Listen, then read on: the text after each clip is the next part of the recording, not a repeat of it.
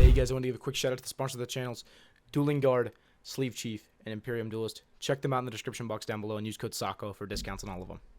Hey guys, NAWCQ here. Today I have a different type of video. This is going to be in preparation for the NAWCQ and getting you guys ready to do as well as possible for you guys at the event. It's going to be a how to beat Malice video. This is one of the most anticipated decks at the NAWCQ, and honestly, I feel like a lot of people don't know how to interact with this deck correctly because it does have so many different lines of play. So I'm going to go over all the hand traps that are currently played in the metagame, see how we can use those cards and some tie-deck cards while talking about the deck and how you can realistically beat this deck. Starting off with Imperm or Effect Veiler, whatever key form of effect negation you want to activate from your hand, whether it's Mourner, Imperm, or Veiler, realistically, you have to keep in mind that Malice is a deck that does have kind of a confined engine. If you look at any of the topping lists from any of the like foreign nationals or like European nationals that have gone on, there's one key factor, is they're all cutting down their engine to be absolutely as low as possible, and they have figured out how to get it to 20 cards.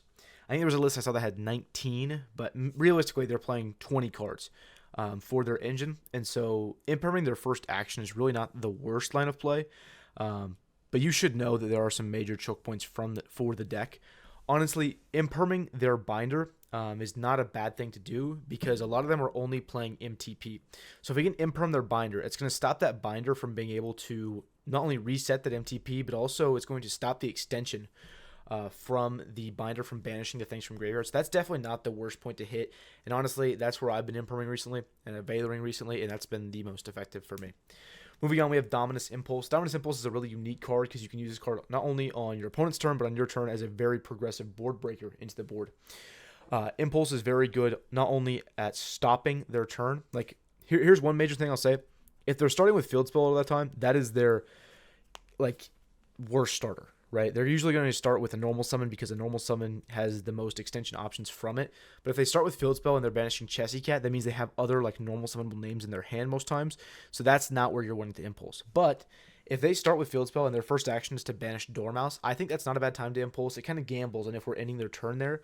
But it does require a couple of things for them to play through that. Like if they're deciding to normal summon White Rabbit as their follow-up line after that, they're not going to get very far.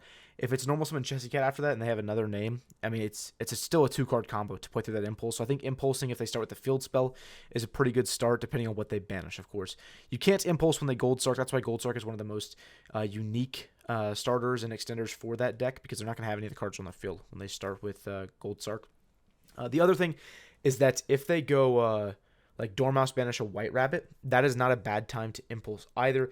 The only thing you have to keep in your mind is they still have some other extenders, and since everybody's cutting down on the amount of traps in their deck, that one White Rabbit name isn't as crucial to go through anymore because you have other ways to get to your MTP. But it's not a bad time to do it. You can also use Impulse on your turn. Using Impulse on your turn to stop the Cryptor from coming back is another cool thing. Or you can just hold it, use it to counter a Bisield, use it to counter Hair when they try to set up their Malice plays on your turn, or even a Nib if possible. But Impulse is a really good card because you can use it progressively, like I said, into the board. But it really just depends on the game state. There's too many unique variables for Malice because the deck is so fluid to nail down an exact time to use Impulse. You kind of have to use your intuition and your brain on that one. Ash Blossom. Ash Blossom, bluntly, not very good into Malice. I think we've all figured that out by now.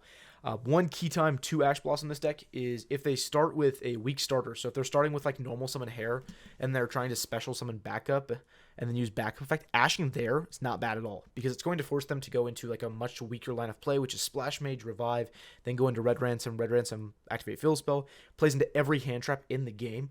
But on top of that, it ends with a weaker board than if the backup had resolved because they're losing out on several bodies by doing it that way. So that's not a bad time to Ash. The other time to Ash is on your turn. Ash is cool against this deck because you can use it on the MTP. You can also use it on any sort of like drawing card or on the backup that they use during their turn. But a lot of the time, if I have a hand that's pretty solid of like Imperm, Impulse, or Ash, or even like Bisield, depending on what deck I'm playing with a strong engine hand, saving Ash for your turn's really nice because it's going to be able to Ash the MTP, which is stopping the banish for one, but also like a lot of people are cutting down on the amount of Malice Hairs in their deck, so they're not always going to have that extension to drop from their hand to make their Cryptor live.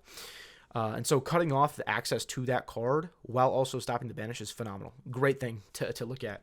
It's also going to play around talents by holding a lot of these cards for your turn, so that's something to keep in mind. Talents and Thrust. Then we have Nib. Nib is a unique card versus Malice because it can in their turn if they play incorrectly But if they play correctly, they're going to end on a lot of the things still. I think that a lot of people are nibbing and challenging the Link Spider that's in people's extra decks. I don't think you should be doing that. I think that every person is going to have a Link Spider in their extra deck. You should not challenge that. When they search for the backup, you shouldn't try to nib them there to cut them off of playing. Realistically, when you should be nibbing is if they're going for the full combo and they're making the Firewall in their second zone. So if you go for the Firewall Dragon, here, let me change this color actually, let me make it a dark color. So when you make the Firewall and you have like a link next to it and you're about to make this access code talker up here in your extra monster zone, that is like the most opportune time to nib because it's going to take out everything else they were going to end with. Right? A lot of the time they're doing these boards to climb up and they kind of make that allied code as their last disruption, which if you nib correctly right before they make that, it's going to wipe out everything.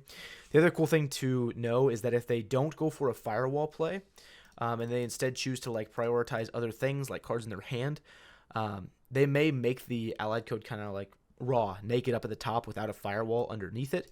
If they do that, then whenever they activate the effect of Firewall, that is a fantastic time to activate Nib, because Nib is going to tribute allied code, and since it doesn't have a link monster pointing to it, they can't really negate it there, and it's still going to lock them out of summoning, so their turn's done at that point in time.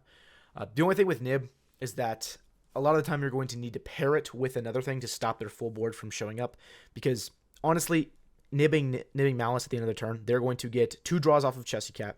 They're going to go draw off of Whitebinder. They're going to have MTP set, usually with a hair in hand. If they don't have a hair in hand, they're going to have like some form of Bisield or other way of engaging their engine. With that, they're going to have a Cryptor in their graveyard. And a lot of the time, they're also going to have just like infinite non-engine. Their deck only takes 1 card to actually commit to the field to play. So they're going to have a lot of disruptions just like hidden across everything that you have to deal with. But taking care of like their main disruptions in the form of allied code and Firewall is not that bad. Bisields actually are pretty effective versus Malice if you know how to interact correctly. Here are the 2 key points at when you need to Bisield them. If they start with Field Spell, they are basically forced to go for a Splash Mage line, and whenever they target a name, it's going to already be used because they have to start with Field Spell to banish it, and then Dormouse is going to banish another name, summon it back. And then when they link those up for Splash Mage, they're not going to have any Malice names. They're going to have a set Malice Trap, but that doesn't do anything for them because they don't have any Malice cards. So when they go Splash Mage effect and target a name, you can chain a Bisield there, which is going to give you a body on field, which is fantastic for your accumulation of resources. But it's also going to cut them off of playing the game and make it pretty hard to extend. Usually if they're going that far with just 1 Field Spell and not trying to go Chessy Cat to draw, it means their hand's pretty weak. So that's definitely something to keep in mind. The other key point is during the end phase, you can use, because a lot of people are cutting GWC, if they have used Cryptor and it's just chilling in their graveyard, you can use Magnuma at that point in time to banish the Cryptor, clear it out of the graveyard. The only thing to be careful of is if they have an allied code in the field, it's really not worth doing that because they're just going to allied code negate it, and since allied code's a one-time negate per turn, it's going to get a negate for the Bisield on your on their end phase and 1 for your turn. So that's something to be careful of. And then finally, like the actual main point to Bisield is on Wizard. So when they use the effect of Wizard, let me pull it up here. I can read the wording to you guys and why it works the way it does. Wizard specifically says you can, wrong effect. If you control a Cyberse monster that was special summoned from the extra deck, you can target 1 dark Cyberse monster in your graveyard. Special summon both this card in your hand and that monster in defense position. Also, you cannot special summon for the rest of this turn except for Cyberse monsters. So what's going to happen if you chain a Bisield to Wizard's target, because it has to be a dark Cyberse monster anyway, so you're always going to be able to Bisield it. It's going to keep the Wizard in their hand. It's going to banish that monster from their graveyard. At the same time, it's going to continue to lock them into Cyberse monsters, so they're not going to have any sort of SP play or any like cool interactions to out your Magnum for free. If they still have enough bodies to get to a Cryptor, they can out it that way, but taking away 2 bodies from them is really going to hurt them as far as getting 2 Cryptors, so that Bisield body has a pretty good chance of sticking around. Moving on, we have Droll. I think Droll is like a unique card into that deck. It's not phenomenal, but it definitely hinders their board. Being able to cut them off of the draws from Chessy Cat, being able to cut them off of the draws from Binder, as well as being able to stop the MTP as an extension. Like I said, a lot of people are starting to cut down to 1 trap with just 1 MTP in their deck. If you Droll them, it's going to make it to where their trap is not like a way to play through anything, as well as it's going to be hindering to their combo. And it's going to cut off all of the backup and extension that way. I don't think Droll is a bad card versus that deck. It pairs well with hand traps, which is something to definitely keep in mind. I wouldn't keep this card in post side. Usually when I am siding, I swap out the Droll for Lancia or some other card that I have designated for that matchup. But Droll's definitely not bad. You're going to launch this at pretty much the first thing they use to add a card to their hand. There's not much to talk about with Droll, but I think it's a lot better than most people think. With Fuwalos and Parelia, we'll talk about both these at the same time. Cards are very, very good versus that deck, but they do have a backup plan for both of these. With Parelia, if they start with Field Spell, they're going to get to a lot of their full combo while giving you either 0 draws, depending on their hand and what they really want to do. They can go for 1 draw, 2 draws. It's a very fluid card for them. I still think it's worth putting in because it's causing them to go for a weaker board, and it's causing them to make the judgment call on if they want to extend more to give you more draws. And I think that anything that hinders their turn, even if they can play around this card, if it deteriorates their board and makes it a lot smaller, I think it's worth putting in. I would drop both of these in the draw or standby phase. There's no point to play around talents, and to be honest, they are not going to gamma you if they are going first. I would definitely just drop these in the draw or standby phase. I don't really think there's a point of waiting. I think it just plays into talents when it is a possibility of something that could happen, even if it is a one-of. Going forward, we have Ghost Ogre. Ghost Ogre is not the best card into this deck, but it's definitely not the worst. You usually play this card as a matchup cover card, so you want to cover a different deck like Vanquish Soul when putting this card in your deck, or a deck like Ryzeal. But if it is in your deck and you are playing against them, the best spot to do this is on their Link 2. If you Ogre their Link 2, it's going to demand another extender from their hand, and with everyone going for Splash Mage now, if we Ogre the Splash Mage, it's going to take the Splash Mage body off the field, which is going to make it really hard to extend. But also, it is going to still lock them into Cybers monsters. So any sort of Bisield they have, because a lot of these people are playing more Bisields now. Like if you look at the list, some of them are even playing like 4 Bisields. It's like 2 Baldrakes or 1 Baldrake, 1 Sarner, 1 Magnum, 1 Druisworm. Ogring there is going to stop any sort of Bisield from being an extender because they're still locked into Cyberses, and they can't chain a Bisield to that to try to outplay that interaction because you don't have any monsters on the field, right? They're full comboing you. So an Ogre there is really nice. Moving forward, we have our last card here that I want to talk about, which is Ghost Bell in Haunted Mansion. I think this card's cool. I think this card's unique, but at the same time, it's pretty bad. The only time that you really have to Ghost Spell this deck to have it be super effective is on the Field Spell, because it can trade 1-for-1 with the Field Spell and fully turn it off as a line of play. The only thing with that is since it negates activation, they can activate another one, because the Field Spell is activate once per turn. Let's go ahead and pull it up here so I can show y'all. Field Spell specifically says you can only activate 1 Malice and Underground per turn, and this card for some reason negates activation, unlike any of the other Ghost Spells. Same thing applies to Mitsurugi Prayers, so if they bell your Mitsurugi Prayers, you can actually activate another one that turn. It's a very key thing to pay attention for and look out for, because you don't want to accidentally do something that's going to hurt you or let them continue to extend. But at that point in time, Bell is the best to activate when they activate Field Spell, because it's going to put them on have another full starter, which is, it's pretty limited. They only have 8 1-card combos in their deck. Moving on to the side deck cards and what I'd really bring in to hinder this deck post side. There's obviously Lancia. I think this is a standard card that should be in pretty much every single person's side deck at this point in time. I'm not even going to talk about this. It's pretty standard. Chaos Hunter. Chaos Hunter is a phenomenal card versus this deck. Here's the really cool thing with this deck, since a lot of people are taking out things like Talents and Thrust, even though we're still going to play around them if we can, it's really hard for them to out this card.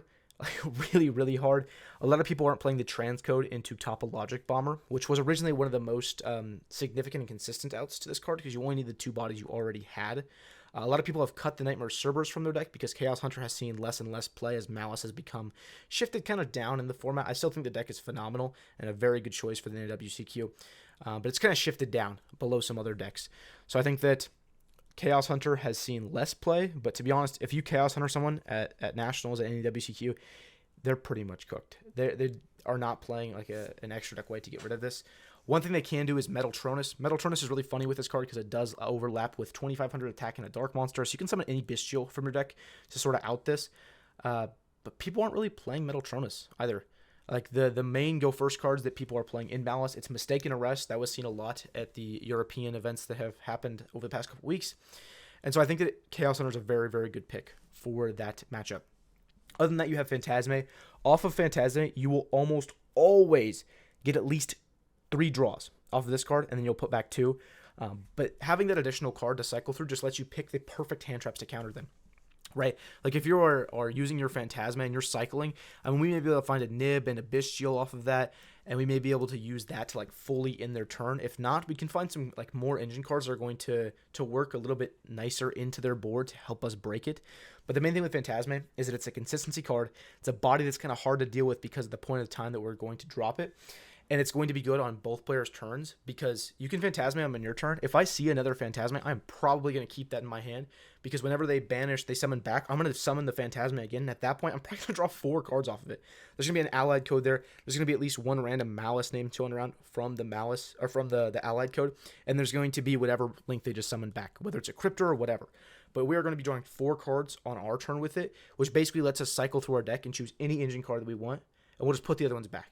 Right? It's basically a searcher versus that deck if you really think about it. This card is super powerful. So that's one thing. Last thing I wanted to talk about here before I end the video. This is Molcharm Meows. I think this card stinks. It's not good. It's really just not that powerful. People are playing it because they think it has a wide strike into the format, but honestly, it doesn't. The decks that it hits Live Twin a little bit, Live Twin Fiendsmith, but that's not really a meta-relevant deck. I don't even think I put that on my tier list. Maybe I did, but it's not a deck you're really going to encounter at the NAWCQ maybe more than once. You may see one of them while you're there. Besides that, against this deck, that's the other matchup that you're hoping to use it against. And as I discussed in my hand trap tier list, if you activate Meows, the best case scenario for you, because they can do a lot of combos without playing into Meows really, they can give you 2 draws. And the thing with the draws is it gives you the draws later in the turn too, after they've already accumulated the resources to try to decide where they want to stop. And I just don't think it's worth playing a card that doesn't have that much reward that has that many counters to it, right? Because let's look at the counters. There's Ash Blossom. There's Called By. There's Droll. There's also our opponent just doesn't have the engine. That happens a lot with MALISS, where their hand is either like 5 hand traps or 4 hand traps and like a pseudo starter, and they just decide it's not worth playing into. And so they just pass back to you, and now you have a Meows in your hand, which is probably going to end up dead because it's just unactivatable when you have cards. So I'm not a big fan of this card. That's going to be it for the video. I want to know if you guys like this type of video. If you guys like it, I can do more for the other decks in the format, like Mitsurugi Ryzeal, Lunalight, or even Vanquish Soul. But just let me know what you guys would like. I do want to ask if you would mind commenting, and subscribing. I would really appreciate it. And I hope you guys all have a fantastic day. Thanks. Bye-bye.